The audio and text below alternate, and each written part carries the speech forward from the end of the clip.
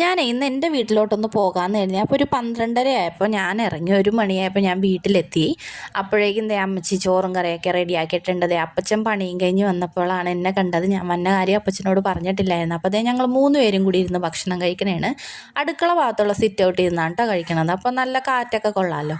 അപ്പോൾ ഊണൊക്കെ കഴിഞ്ഞപ്പോഴേക്കും ഞാൻ അമ്മച്ചി ചെടികളൊക്കെ നോക്കാനായിട്ട് ഒന്ന് ഇറങ്ങിയതാണ്. നിറച്ച് പൂക്കളൊക്കെ ഉണ്ട്.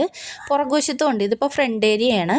ഇനി കുറേ പച്ചമുളക് ഉണ്ടായിട്ടുണ്ട്. പിന്നെ പേരക്ക ഇഷ്ടംമാരെ ഉണ്ടായിട്ടുണ്ട്. അപ്പോൾ ഇതിപ്പോൾ പറിച്ചെടുത്ത ഇതാണ് കേട്ടോ.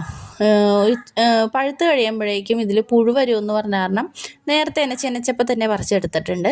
അപ്പോൾ കുറച്ച് പച്ചമുളകും പറിച്ച് ഞാൻ കൊണ്ടുപോകാനായിട്ട് എടുത്ത് വെച്ചേക്കണേണ്. ഞാൻ പുറകുവശത്തേക്ക് ചെന്നപ്പോഴേക്കും ഡ്രാഗൺ ഫ്രൂട്ട് നട്ടിട്ടുണ്ട്, വേപ്പിൻ തൈ ഉണ്ട്, പിന്നെ പാഷൻ ഫ്രൂട്ട്, ഇതൊക്കെ റെഡിയായി വന്നേ ഉള്ളൂ. പിന്നെ വഴുതനങ്ങ, തക്കാളി, ഇതൊക്കെ പൂവൊക്കെ ഇട്ട് നിൽക്കുന്നുണ്ട്. പിന്നെ ചേന, ചേമ്പ്, മുരിങ്ങ മരം, പപ്പായ, ഇതൊക്കെയാണ് അമ്മച്ചിയുടെ